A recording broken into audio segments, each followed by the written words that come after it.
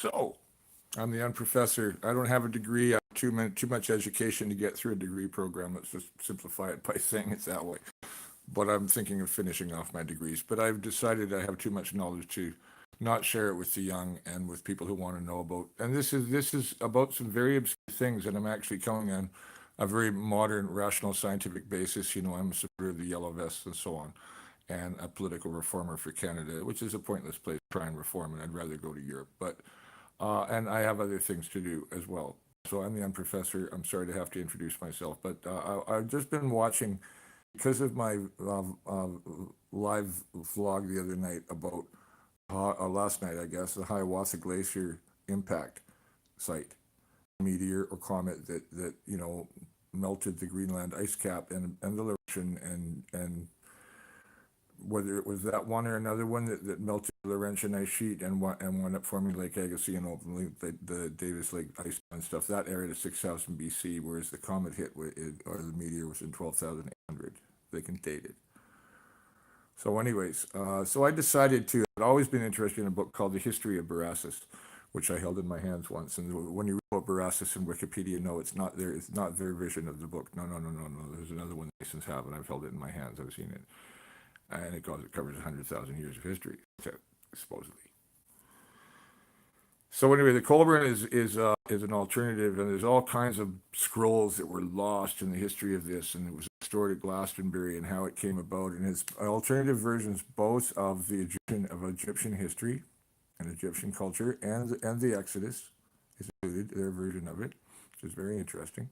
But also just Egyptian history. In general, where it's interesting that they say they came from the Caucasus, and then in the second part of the Kolbrin is a collection of writings about Celtic lore, and it's in the one I'm listening to is an odd robot voice. She says Celtic, and she gets Caractacus, she'll say it, names like that, but she's a robot voice.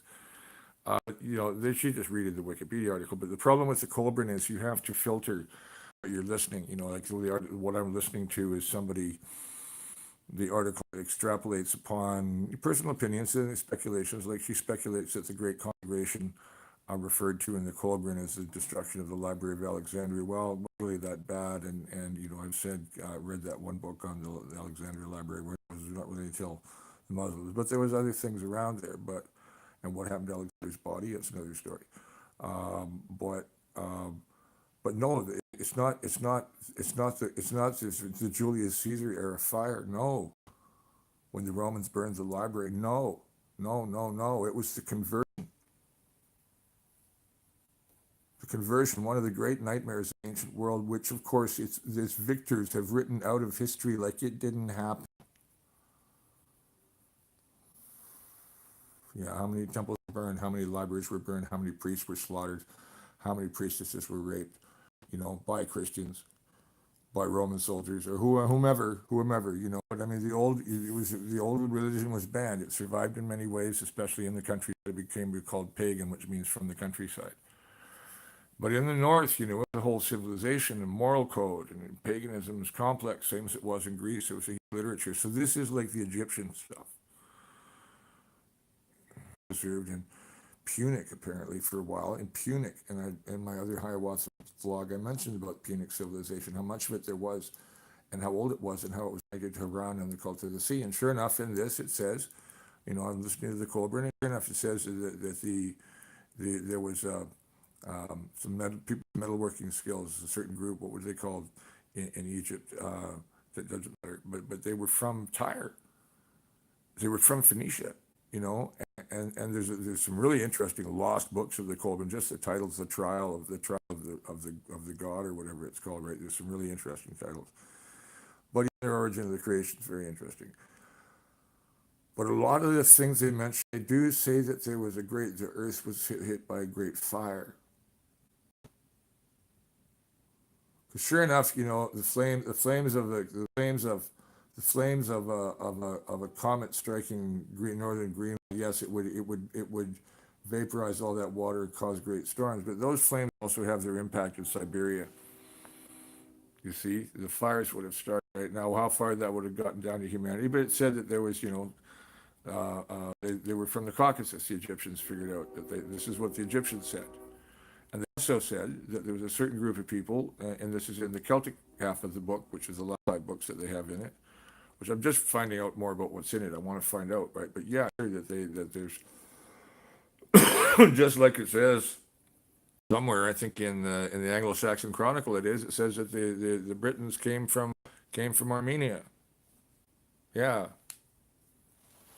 that's exactly what's in the Kolbrin. So, is it apocrypha that's all fictional, and some of it they claim is channel, but some of it is they say some of it's still out there. The one I was watching, I was looking to see what there's other things that might have survived that maybe weren't destroyed. They just haven't found yet. Nobody has realized what they are, or they're locked away somewhere or something. There's all kinds of things in the UK. Who knows what else might be fine, right? Same in Greece or Egypt. If archaeology wasn't political, it was in any country that you're talking about, in every single one, there'd be a lot more that'd get open. But what are we doing digging up the dead? Right? Digging up temples, that's different. The Temple of the Seven Planets, the Temple of the Moon, that's my pet project. My party that I want to do is it's party to do that. I'm a musician, but I happen to know my politics. I happen to know my history. As you learn poetry and you read the poets, you have to know history and understand everything. Anyways, so back to the subject of the Hiawatha crater and the Kolbrin, which I do see more evidence of. But yeah, the age of cataclysms, I call that began. So 12,800, and the Kolbrin does mention then the world was taken by a great flood. This was after the age of cataclysms, and this age when there were two races living together. It appears that it must be the Neanderthals. And there's a lot of speculation in this one video. That's just saying I filter what I watch. I listen past the speculations, but I take information. It's interesting, like I said about the Library of Alexandria. It's being the conflation. No. It was a conversion, and so on. I recognize this right away as I'm listening. I recognize certain things, right? And the area of the migrations that they're talking about all fits with what I know about where things should have happened and what people were doing. So I don't know. I'm going to keep on listening to the Kolbrin. It's been interesting.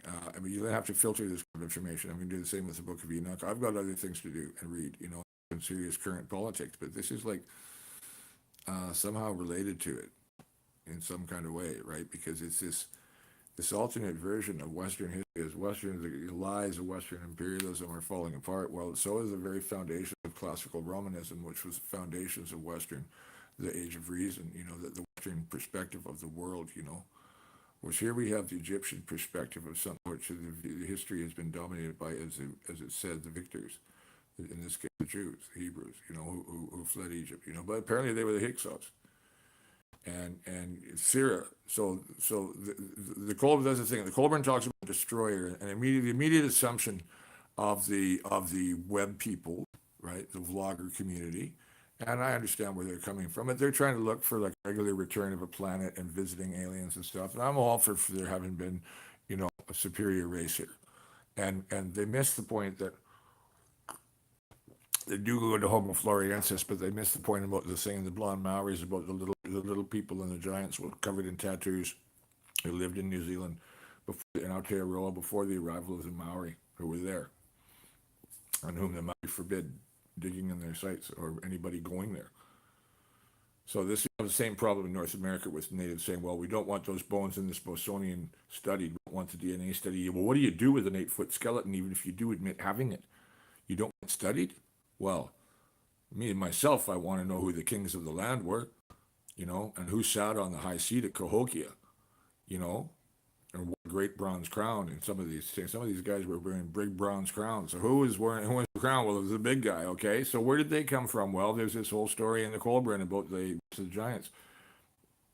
It was crazy stuff, I know, right? But the last of the living giants in the British Isles lived on Mount St. Michael's Mount, which is also where Jesus in apocryphal Christian lore is said to have gone, with Joseph of Arimathea. Now, in the Kolbrin account, there's a detailed history of Joseph of Arimathea's dealings in the Northern Isles. Anyways, it's all very interesting when when you recognize Iberia as being this wet land that they're talking about. Because it used to be like British Columbia, Iberia. It used to be heavy, beautiful, thick cedar forest, cedar and whatever kind of other woods they had. It was all cut down for ships and firewood. where do you think the Spanish galleons and the Spanish Armada came from? So that's why Spain is desert. Now it's dying completely. There's more water. Because all the water is going to all the resorts. And all the produce that comes out of Spain comes out of one little tiny little bit of land near Marbella that's otherwise desert. And they're lucky to have some artesian and they grow pure water and they're able to grow vegetables, but they're running out of artesian. So you're going to have a hungry Europe, as things start changing in the next while. I think Europe realizes it more than people here in North America are oblivious to all this. That's the thing that bothers me about us here. People in the land and the interior, they're more in touch with it, whether they're native or white. They see it because they see it happening right in front of their eyes. Whereas here, people just go into the mall, cup shop, and pick up their kids, go to school, whatever they do all day, or push their shopping cart.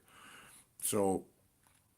But the Kolbrin turns to be a really interesting read. So with those the patience to put up with really, really long things, I'm trying to find there are some that are just straight readings of it. I haven't got there yet. And the problem with a lot of the ones is they all start jumping off on aliens and they all start jumping off on this and on that and this. And doesn't your explanations for that?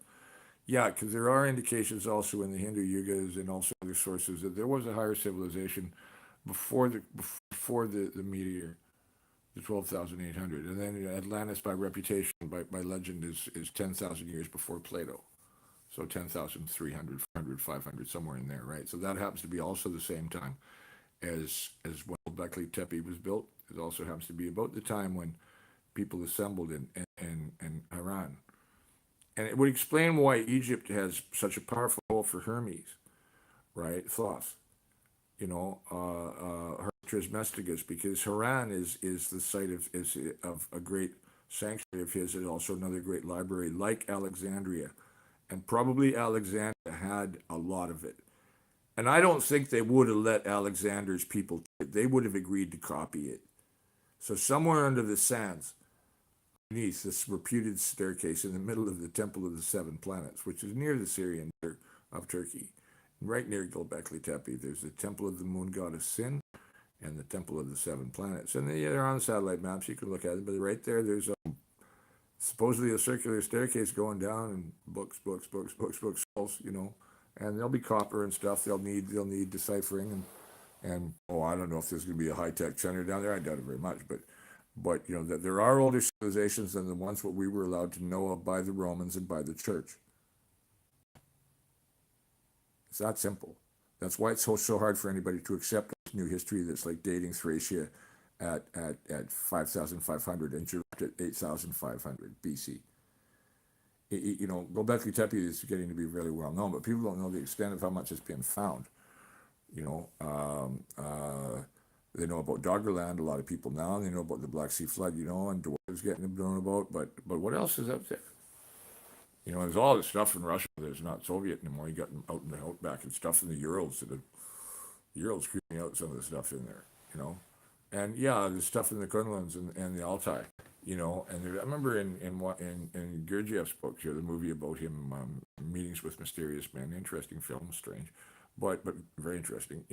These monasteries and temples or whatever in the mountains where there's men are just aspiring to spiritual stuff, maybe by dancing, some of the scenes.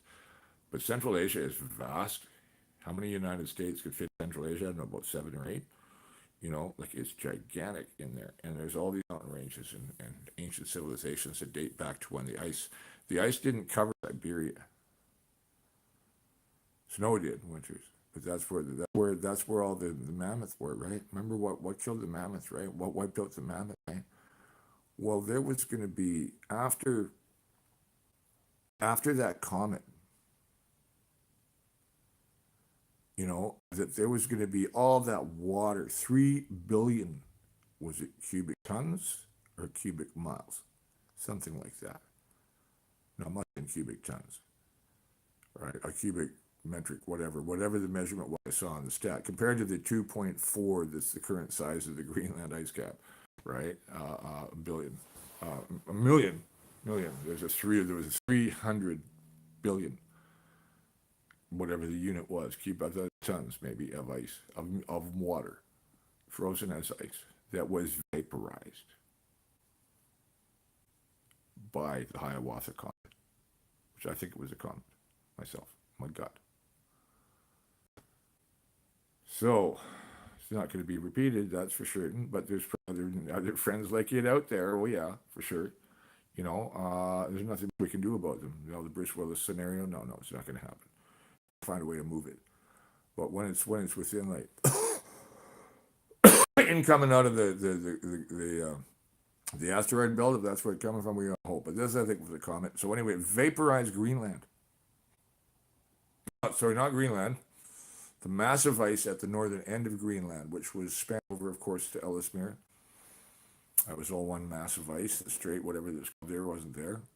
Where Hans Island is, the one that's disputed between Canada and Denmark, almost caused a war within NATO. Thank you, Stephen Harper, you a-hole. Right? Embarrassed us. Holy shit. But that whole area was claimed by Norway in the 19... Oh, not by Norway, by Roald Amundsen, and then Norway declined the claim. And then Canada began to busily settle it and build bases. And the Hudson's became more active than it had been, in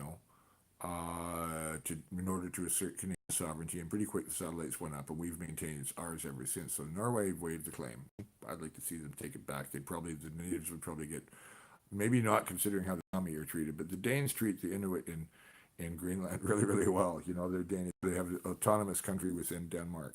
And they're doing really well. So are the Faroes, which is really fascinating about what you can do with 40,000 people and 17 islands full of shit.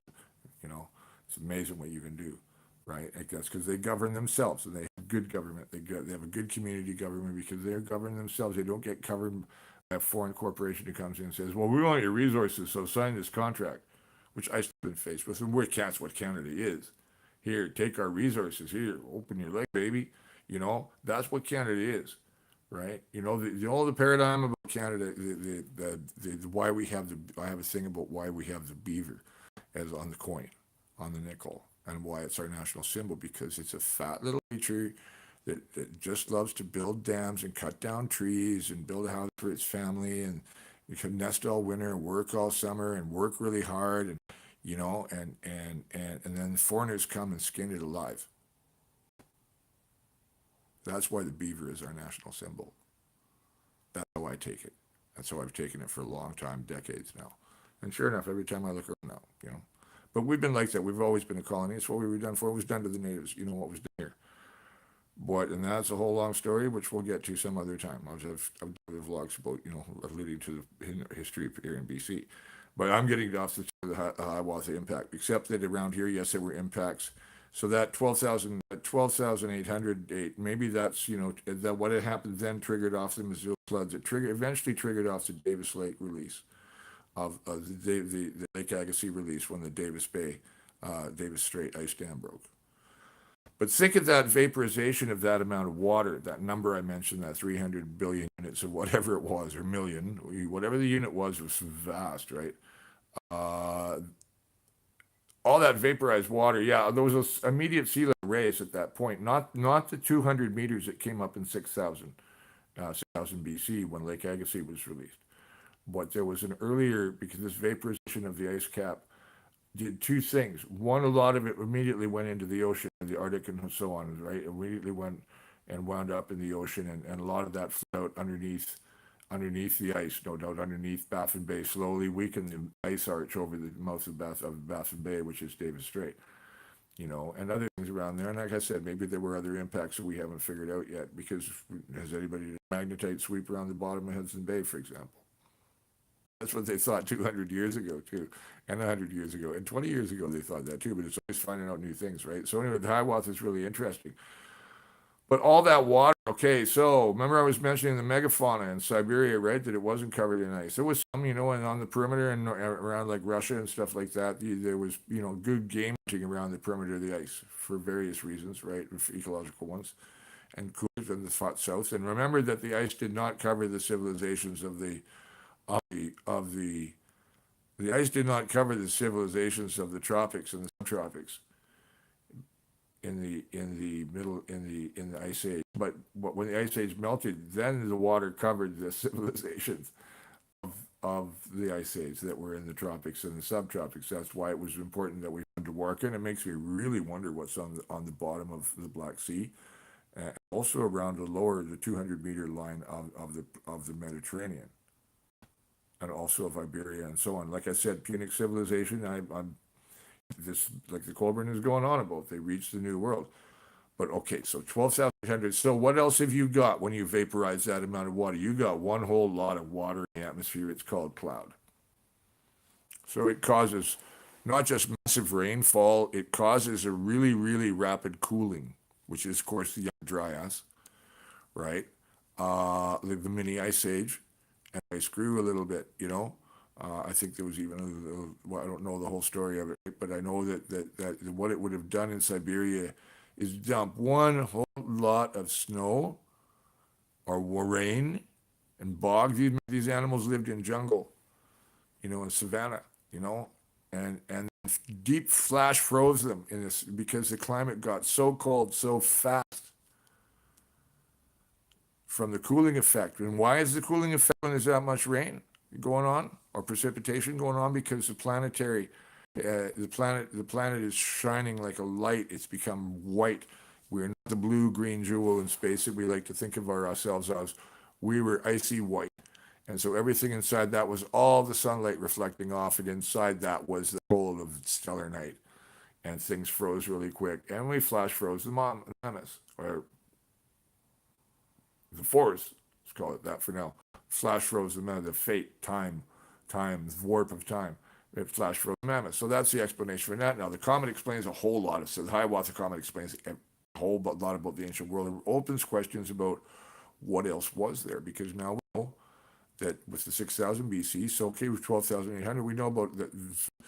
Okay, now when we start talking about that oral account of Atlantis, and then they're talking in the Kolbrin about these older civilizations, also in Enoch, you know, and in the Book of Giants, there are books like that that are out there that just get dismissed as, oh, this is just all mumbo jumbo. It also has me wondering about the Urantia book again, which I browsed once, gave me, I won't get into it, but it was like, ooh, you know, anyways.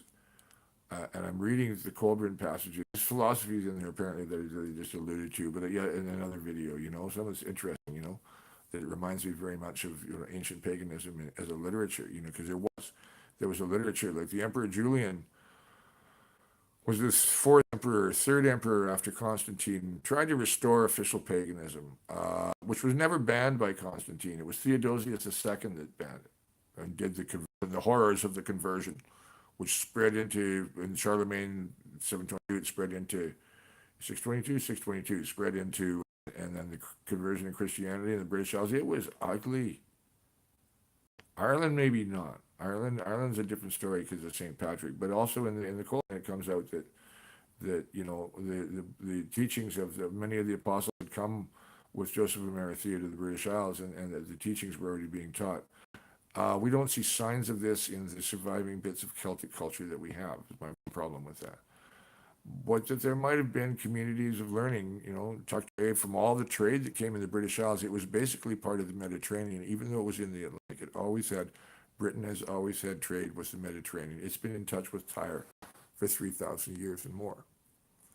And Tyre is also the home of like the star cults, you know, and the Song of the Stars. And actually, the Book of Songs is apparently a book in the Kolbrin that's lost. It's something I'd really like to see that. Because, you know, things like the Song of Solomon and the Rose of Solomon are collections of ancient poetry. So are the Psalms. You know, they're actual, you know, ancient songs compiled, all ascribed to one author. Maybe Solomon wrote a lot of them. And there's all stories about mythical Solomon, same as there's about the mythical Charlemagne. There's a mythical Charlemagne as well as a real one. And in Lewis Spence's Encyclopedia of the Occult, which you can find online, you can find it online and look it up. Maybe I'll link it in the description after this on that page. You can look up, excuse me, you can look up Charlemagne, and it says that the sylphs of the air, SYLPH, the beings in the air, lived in floating cities, and they were invited to come down and live on the earth, and then things went wrong somehow, and people didn't like the changes that they were doing, which were like advancing them too much, and so they were driven back up out, and this is the mythical Charlemagne did whatever. I don't remember the details how it went down, but yeah, the people of the air came down and lived among men and had to go back up because people couldn't handle them, right? Or they know they got ill, maybe what it was, something like that. They couldn't handle being that material or something like that. But that's in there, and also Also, I can never find it again, but all through that book, Louis Spence, you'll find alchemists in Paris, who had their lights on in the 12th century. Louis Spence published his book in like 1910 or 1890. This is all just compilation of lore that they acquired, including all stuff about table knocking and trendy British spiritualism of the day. But all the ancient lore that was around was in the book. It's a pretty interesting book. It's pretty a nice bathroom reading kind of. If you sit on and you read, I don't anymore, but just to have around to read, and I was working on it for a while. So anyway, I read a lot of books. That was one that was really interesting about this alchemist. That the people eventually killed him because he had electric lights on at night and sound. He could make sound. So there's some Jewish alchemist living in an attic in Paris, 12th century. I'm sure there's people in Paris who would know that story. But one of them really intrigued me. There's all kinds of things like the Sylphs of the Air thing. There's one story about where I've been, Was it 3 or 5 giant black spheres hung in the air over the city for weeks? Nothing happened. They didn't know where they are in the city. Now, in the ancient times, you had a science called augurers who read signs in the sky, comets, where the birds flew, everything like that. And sometimes they saw things they saw things in the sky, same as the natives here around the coast. So at what point do we start taking oral histories a little more with more credibility rather than treating them as credulous? It's what can be known. So if what you have known has been framed by a limited understanding of the evidence because of the filtering of that evidence, there's a metaphysical question of when does your available knowledge coincide with reality if you've only been allowed to see that one filtered part of it. So it's an epistemological question which does have metaphysical impacts, but it suggests that everything that you thought you knew about the society, it's a metaphysics about the society around you, the basis of it, Greco-Roman culture, for example, or Christianity, like the way that I have this thing about taking Christmas back from the Christians, and the Yule happened for me, Saturnalia, that's how I relate to the year, that I'm not consecrated pagan or nothing like that. I don't do anything like that. I don't need a certificate to be what I am. I just know what I feel, and I understand the ancient religions. And we call them religions, they're not that. They're just the ancient knowledge. So the Kolbrin, I suspect, is following so far of what I've been able to discern of what's in it. I'm looking forward to finding out more. It conforms to my speculations about the comet, the Hiawatha impact crater, the meteor, whatever it was, and maybe the existence of another one that accounts for the Laurentian Lake Agassiz melting and breaking the Davis Strait, the ice dam, 5,000 years later, right? Some maybe slow reaction or other impacts. Hard to say, Something happened to trigger it all off to make it let go. So there were 2 events, right, that totally changed human civilization in the Holocene, which means the most recent part of the epochs of geological time. We're now in the Anthropocene, which is from the date we started using, I think it's invented plastic or something, that we've permanently altered the archaeological record. We've become part of the archaeological record, so now we're in the Anthropocene. But the Holocene this is in human history. This affected human civilization. It's the basis of all our mythologies. All the mythologies not just make reference to the flood, but also to things like fire from the sky. So the Popol Vuh of Maya does this, that the world destroyed by fire, destroyed by whatever each time. So we had a destruction by fire, and then we had a destruction by flood. Doesn't fit the many thousands of years of Hindu yugas, but it's the same principle of cyclic history. But the cyclic history isn't because of, like, say, the video I was watching just now, that they were implying that it had something to do with the returning planet, but the Egyptians would have calculated that it was, but would identify it as a star that returned if they did, because they were astronomers, right?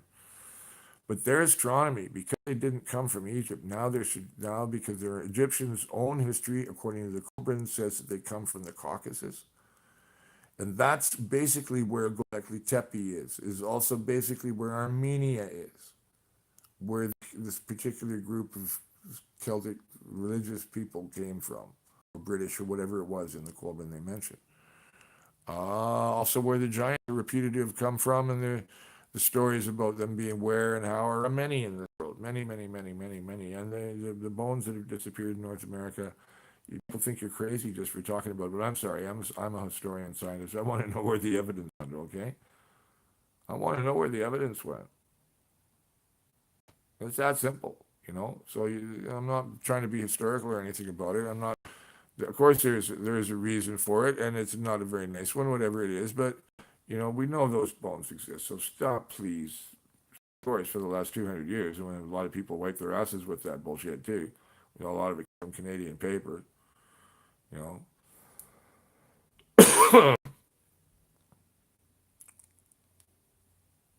where'd the bodies go? And the natives are going, oh, they were our elders. Well, I don't know. Where are your 9 foot kids?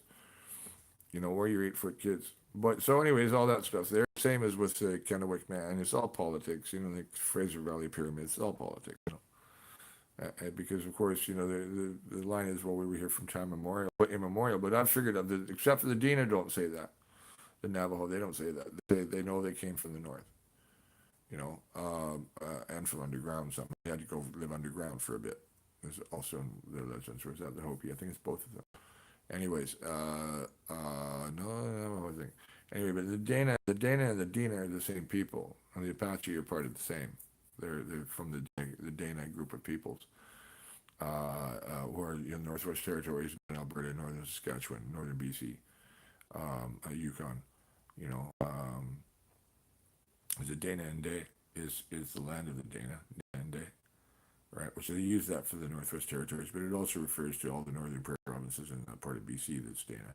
It would also technically include Chilcotin, Carrier Territory, where there's a current confrontation going on that's being kept from the rest of the country of Canada. I've made another vlog about that elsewhere, which I've uploaded earlier because I hadn't thought to do it live, which I now can't because I have a data account. So I'm the UnProfessor. I roll like hell. I cover a lot of material, but everything I talk about is real. I don't make shit up. I do see connections that other people don't see.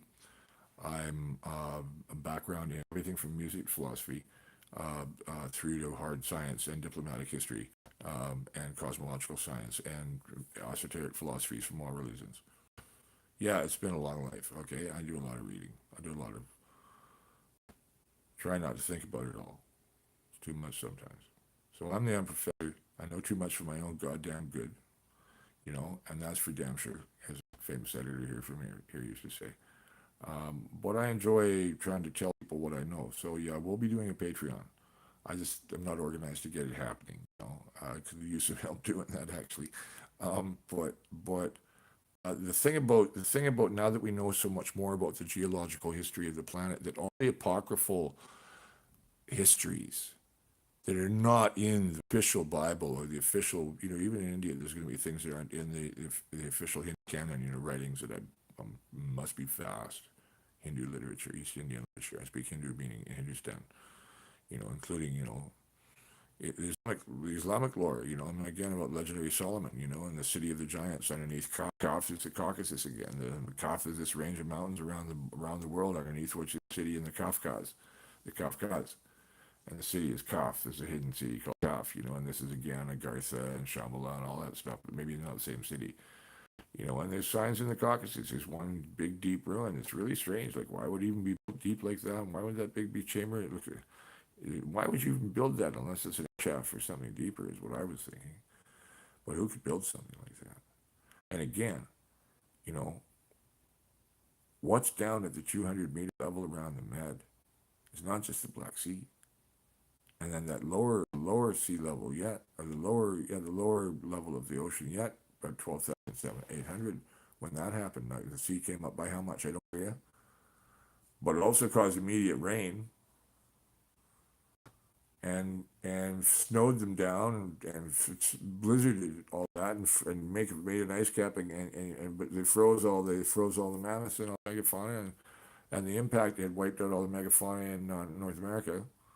You know, it's a lot of shit happened right all at the same time. So that's the age of cataclysms. That's why I call it that in the title. And Robert E. Howard uses the term from the fall of Atlantis to the rise of Egypt and Sumer for the Hyborian Age from the opening of the Conan books. I like that term. So the Hyborian Age is from that second flood. It would include the flood, the rise of Egypt and Sumer. So what were the names of the kingdoms on the bottom of the Black Sea? We know the name of Dilmun. There must have been other names for it. And off the mouth of the Nile. And far down in the Aegean and around Malta and wherever. What's down at those other levels? Has anybody really had a look? and then all the other questions of history start sorting out, because history is all about having more than one source. I had a history prof in SFU and back in 80, 79, 80, somewhere in there, John Simpson, and he had us always read 4 or 5 sources on the same event and decide who's telling the whole truth and who's not saying what, who he didn't include in something. It's an interesting thing. I learned to do it with newspapers too, learn through the newspapers. So I read all the columns, every paper. I read Science Magazine. I used to anyway, right? I try and keep up on it. I try and keep up on history. And through the vlog world, there's a lot of information there. It just requires filtering the bullshit, whether it's political or corporate bullshit, make it sound spin, or academic bullshit, neutralizing stuff too much, or stuff making whiny complaints about academia not talking about these things they know about instead of just presenting it, right? Or go on and on about the conspiracy to suppress information, whether it has to do with the Age of Giants or any of that stuff, or why, or so logical. You'd think they'd be so more logical, like let's start making these arguments. Well, no, just make your own arguments, make your own videos. So I'm trying to do that. So I'm going on. I don't know for how long now. God, I'm a long-winded bastard, aren't I? So 37 minutes now. I'm gonna sign off. But yeah, I've been watching the Kolbrin. I'm gonna do that for the evening while I'm packing and I listen to it. Whether it's robot voice or just somebody raving about what they think it means. I'll even know. Listen, I just cringe when I hear the Citron stuff. And not Hancock. Hancock's good.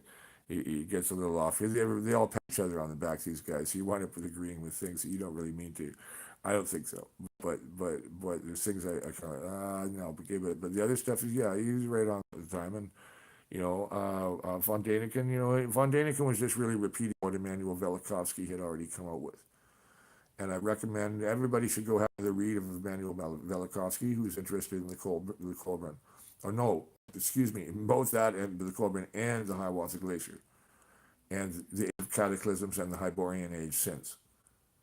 And why do we start using those names? Came up with the term most ancient history from ancient and most ancient history, meaning the history before ancient history.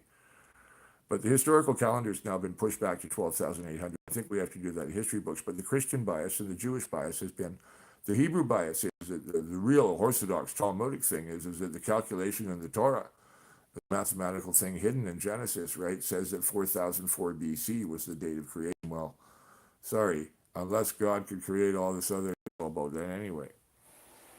That I've never understood about the creation. So Hinduism makes a lot more sense to me. And Norse belief, what can call it, Norse classicism.